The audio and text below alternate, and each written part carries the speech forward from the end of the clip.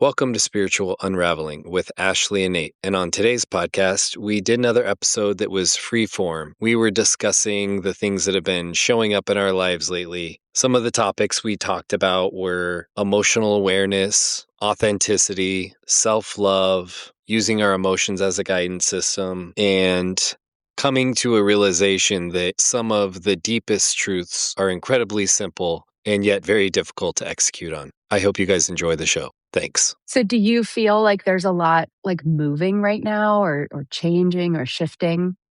Yeah, for me, it feels like I noticed that the energy, particularly the energy last week and then coming up to the full moon it felt more optimistic and a little lighter than April's energy, which felt just really intense for me. But it feels like for me, it's all moving through like emotions. So a lot of situations and dynamics, particularly with my kids. I'm like, some of the interactions with my kids just feel like exactly perfect mirrors for all of the things I'm working on, particularly still, it feels like the deepest places where the codependent energy, the kind of me losing myself and externalizing and attending to other people, it happens obviously because it's very easy to do. It happens a lot with my kids. And finding myself in these social interactions, like with my oldest daughter, that end up becoming very emotional interactions. And it's just this fascinating mirror for it. And how am I sitting with the discomfort of working through some of those hard conversations and honestly like failing a fair number of times, like saying I didn't handle that well. I got triggered, I got upset, and then we both got our energy got heightened and she was cueing off of me. And then kind of doing a post-mortem later that night or the next day, because it often happens around getting people ready for bed, and trying to bring in a lot of grace and compassion for myself around like, there's awareness here. I'm bringing awareness to the dynamic, and I can almost in the moment that I start off on the path that's going to lead us to more conflict and to defensiveness and whatever, I can feel I'm like, this is the wrong path. It plays out, it doesn't play out as far. And then my awareness comes in quicker. And then it feels like the bigger part of that whole dynamic for me is then don't go into shame, guilt, and beating yourself up. Just having lots of grace and compassion for myself and for my daughter's situation. She's an eighth grader going into ninth grade. There is so many changes, social, emotional, physiological, and just trying to bring back a little bit of lightness. So for me, this right now, there's just a big awareness around how I'm handling my emotions. Yeah. And it feels really good because, yeah, I've been a little triggered or just kind of noticing that I get a weird feeling when I hear or read lots of spiritual teachings or people talking about your thoughts create your reality. I get that. For me, I don't know how to move into that isn't super ego laden and Mhm. and full of just mental loops. And the biggest access point for me lately has just been the feelings and the body. And Mhm. so in these times where I'm in these triggering moments with my daughter, I'm trying to lean into that because it feels like that's the richest soil to till. It's like I can't figure out with your thoughts create your realities or be positive thoughts. Like to me, it pulls me back into my old stuff way too quickly. But coming into how does my body feel? What's the emotion I have right now? No judgment, just identify and let it be there without any need to change it. And actually trying to like love and accept myself for having those feelings. That feels like the gold right now. So that's a lot. And it feels actually really exhausting to do that, but it feels exciting at the same time. So, Yeah, it yeah. seems like the right work to be doing in the world is to be really tending to our relationships, how we're showing up. So I commend you, and I'm sure everybody listening is going to feel like, wow, you're a great dad.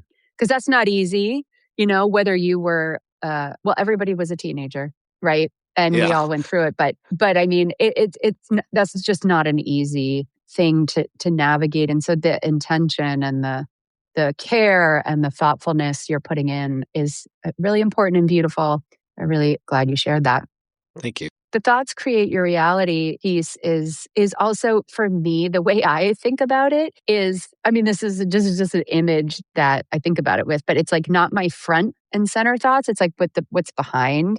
Like that's what I try to think about in terms of what creates my reality, which is you shared that you brought in grace and compassion and non-judgment. That's the piece that's going to help you create more of that in the world, right? So if you're trying to control your thought, you're disconnected maybe a little bit if that's what you were thinking about Yeah. or that was what was coming up. But it's almost like in the moment and knowing if I'm in a place where I'm moving out of alignment, sort of with how I see the world or how I want to see the world, if something is bringing me that, it's just moving back to me is the thoughts create your reality. It's having awareness, it's having a willingness to shift your perspective. So for me, it's like perspective creates your reality, you know? And I think you get perspective. You notice what your perspective is by feeling your feelings. If you're denying your feelings, you can be sort of denying that your perspective at the same time. But if you're really in your body and you're really in your feelings, then you really have an opportunity to shift your perspective. And it's also such a good example because, sometimes I think, what is all of this meditation for? What is all of this spiritual stuff for? It's for these relationships. That's what it's for. It's not to be some enlightened being on a mountaintop alone somewhere. It's like really for the way that we are bringing our energy into the world in any given moment. That's such a good point. It makes me think about exercise and working out. At some phase, it was all about kind of being healthier or stronger to be stronger. But then once my kids were all a certain age, I realized, oh, no, I am working out so that I can get on the floor, get off the floor, so that I can pick up a bike and a kid at the same time and walk up a hill, back up the driveway. The meditation is for those moments the same way that fitness is really like so you can live your life better. It's all they're tools to help you live your life better. And I really appreciate the reframing, getting a little more nuanced around the thoughts create your reality, the idea of perspective. And also just I think for me, where it goes off the rails is what you were kind of pointing out, which is if I just think about it as the kind of frontal lobe thought stuff, it's the whole thing. It's how I feel, it's what's in my body, and it's what's my perspective at that moment. That's like the environment from which we are creating. Because if those are negative or defeatist or fearful, then I'm going to get a lot more of that. And they don't just happen as a thought, they also happen as how it feels in your body. What emotions are coursing through you? What emotions are you most likely resistant to? In that moment. Totally. It's interesting. We weren't planning on talking about this today, but that whole concept of we create our reality is really hard for a lot of people. And I really resisted it for a long time. But there is something really cool about thinking about, like right now, I have a little bit of a cold. And this morning I was just kind of lying in bed in that liminal phase, just letting myself be in myself. And I had a thought that come in that like, oh, maybe this cold is either arising from or an opportunity to feel unfelt emotions. And I thought, oh, well, why did I have that thought?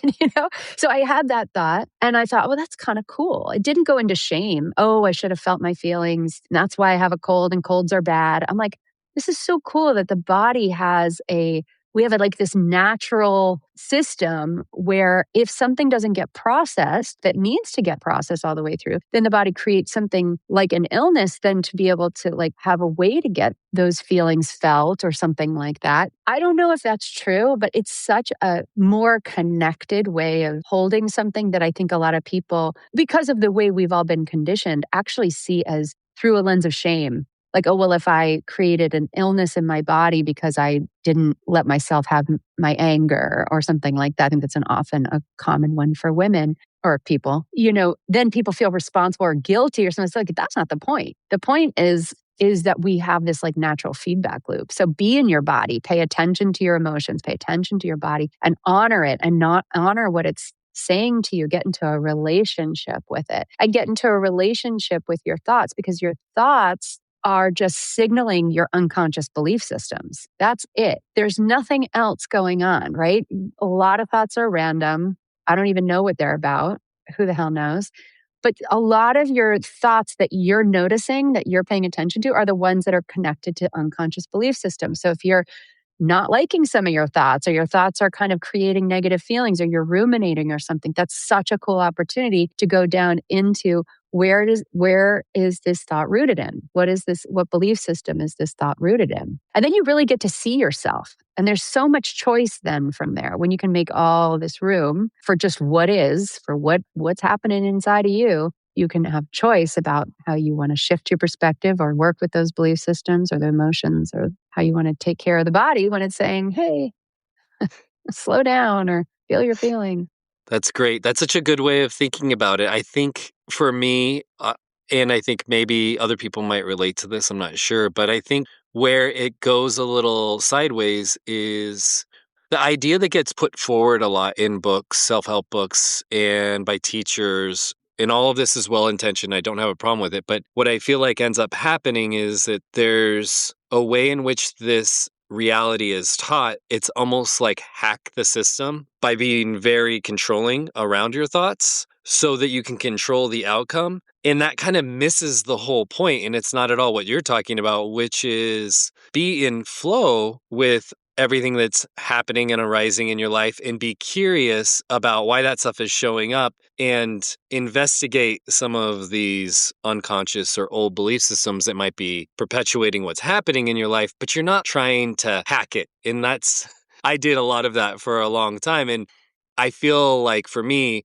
part of the reason that that goes sideways is it moves you very much into like logic. And that isn't always the place where you're going to find this stuff. For some people, maybe it works really well. I have not found it to be that helpful. What I find to be helpful on a broader idea around this topic is the idea that meditation, limiting my doom scrolling, walking in nature, doing like all of these micro things that all support my well being. And I'm kind of creating this environment for me to live in that doesn't have a lot of negativity or fear or things that are triggering all those old belief systems. That seems to lead into thoughts and awareness and consciousness that is much more pro-social, much more effective, leads to serendipity and kind of excitement and a deeper engagement with like my own personal growth.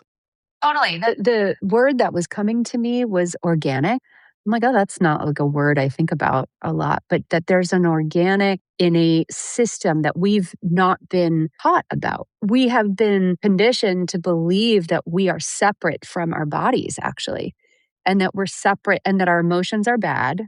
You know, you got to conquer the body, you got to conquer the emotions.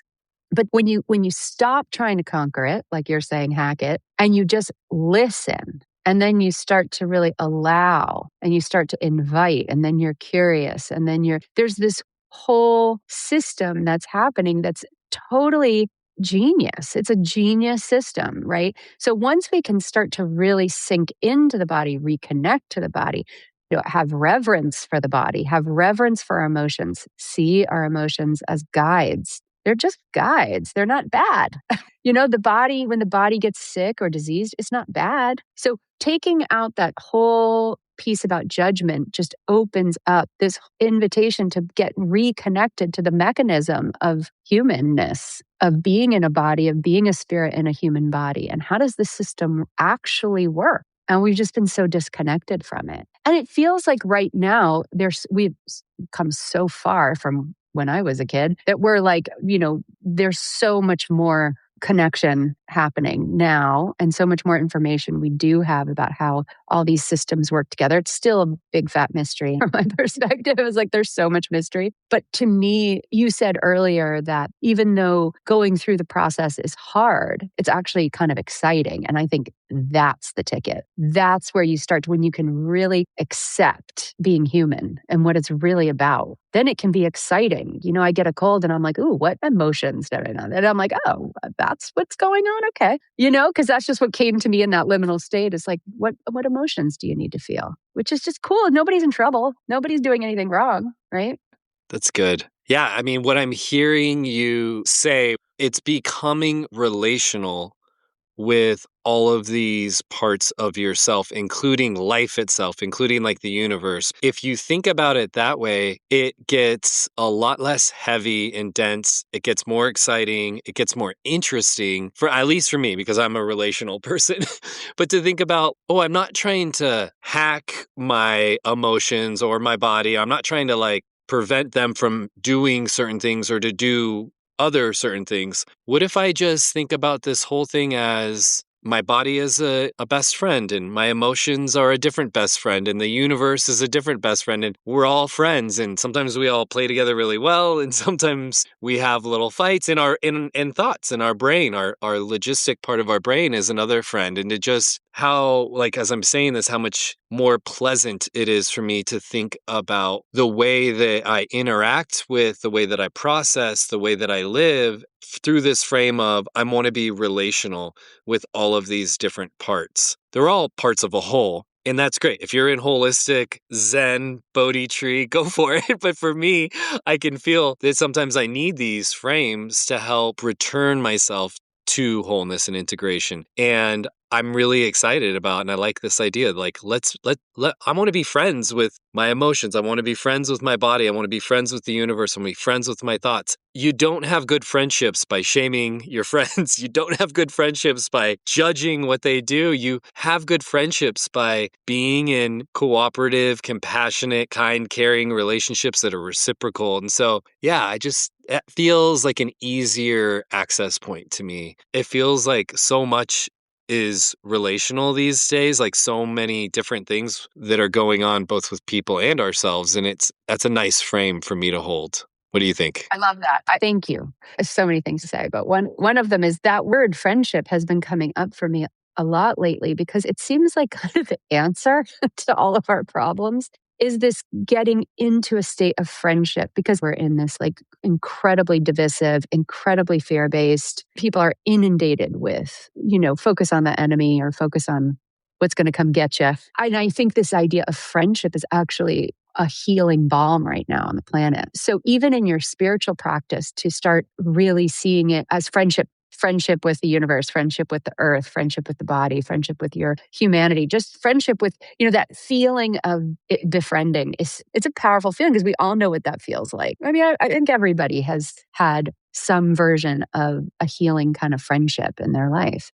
So that's one thing. But I also was glad that you said this because I think going forward as we're stepping through a really bizarre, changing time, I don't even know how to say what's happening right now. I think everything feels upside down to me. I don't know that we can move through it without connection to the earth and without connection to spirit. Those are two aspects of ourselves that we have to own at this point. I mean, you don't have to, but I'm feeling like, and it informs my perspective. Those two relationships inform how I see the world, and how I see what I'm doing here. This morning I drove my son to school and he was saying, I just feel so anxious, Mom. And there's just no reason. I just feel so anxious. He's 16. He's a junior in high school. And there's a gazillion reasons why he is probably anxious. But I said, well, let's just take a minute and just breathe. Just close your eyes and breathe into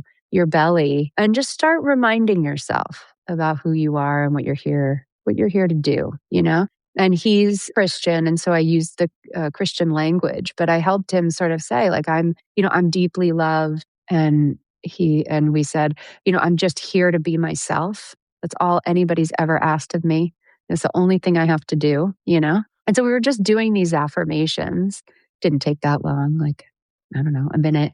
And then he's like, oh my gosh, I feel so much better. What just happened?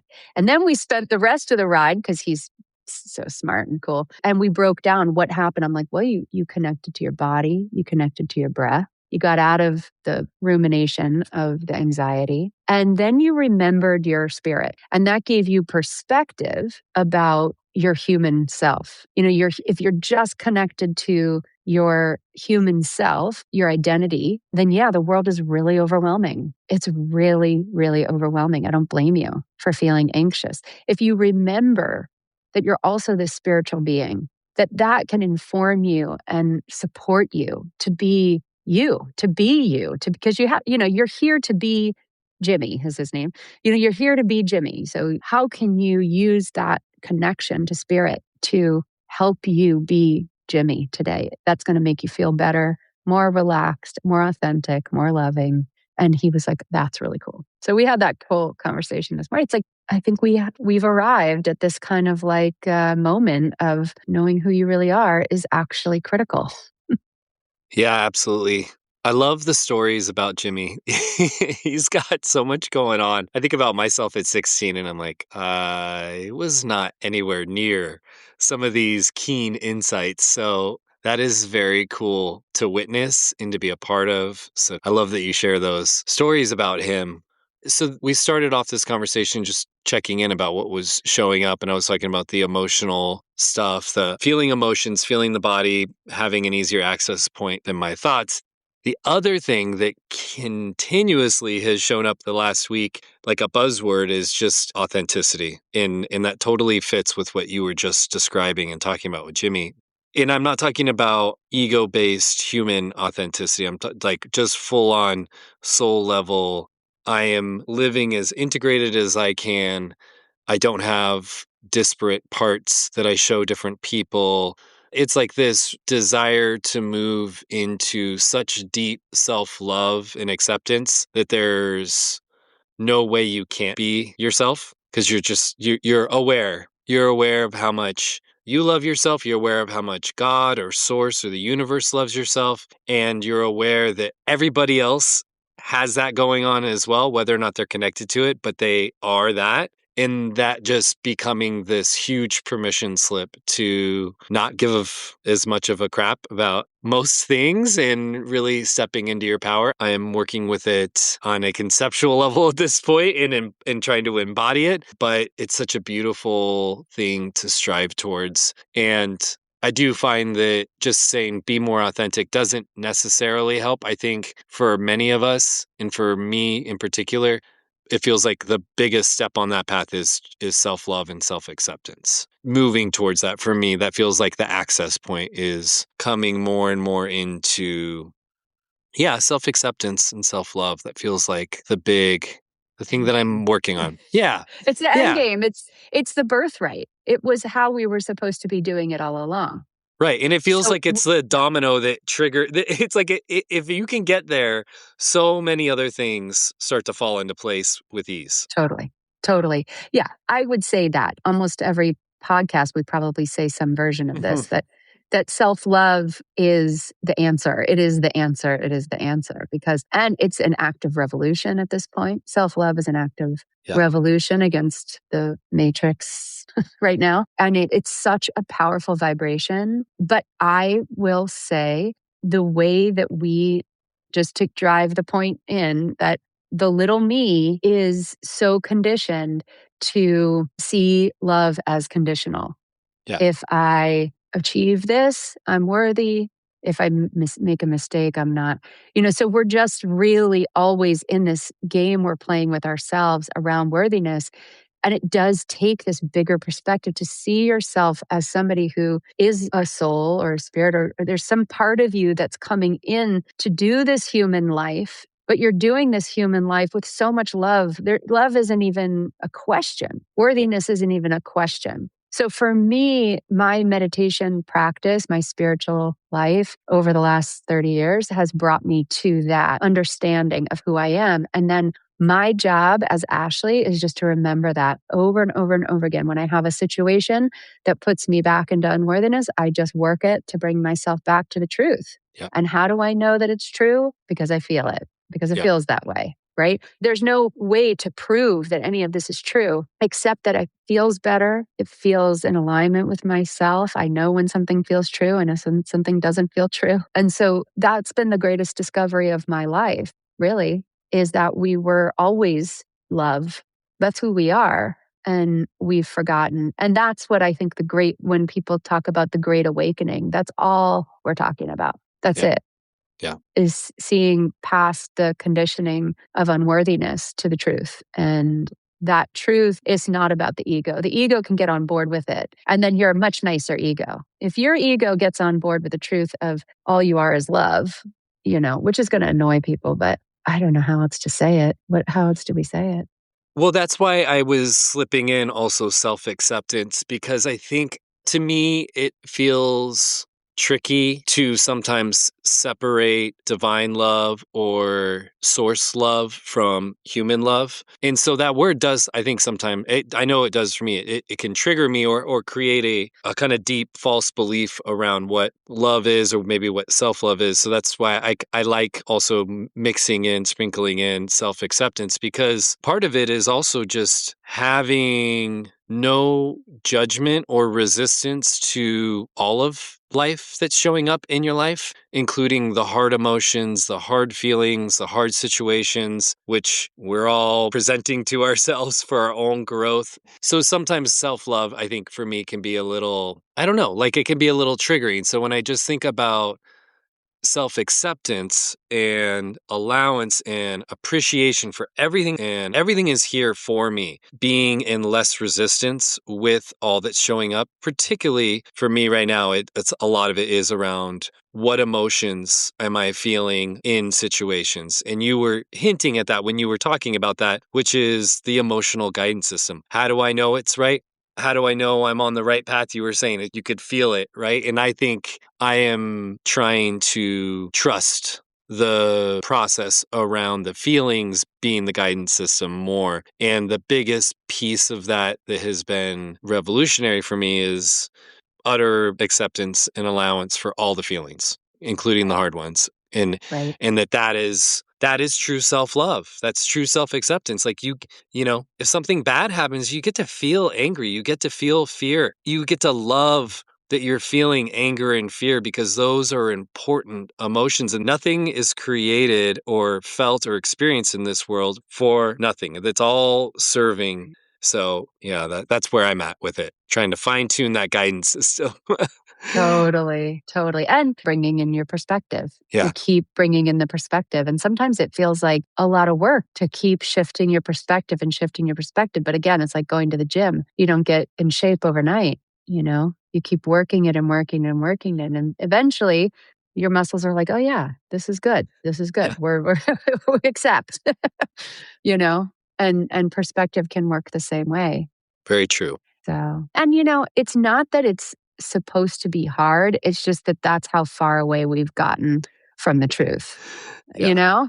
And so there's some acceptance around, okay, if this is what I do in this lifetime, is get as close to the truth as I possibly can get, then that's a life worth living, I believe. I think that's the good work. yeah, yeah. We had mentioned this just on a phone check-in last week. This idea that a lot of the spiritual truths are simple, but simple doesn't necessarily mean easy. And that is one of them, which is, yeah, this returning back to wholeness, this returning back to self love and acceptance. It's not necessarily hard. It's just we've meandered quite a far way from that. So bringing ourselves back means shedding and releasing a lot of things we've picked up along the way. Yeah. We're walking through a big airport terminal and we have decided to pick up all the loose baggage we found, which makes no sense once you drop the baggage and then get on the walk escalator and head towards self love. I love it. Oh, man. I think that's a good place to stop. All right.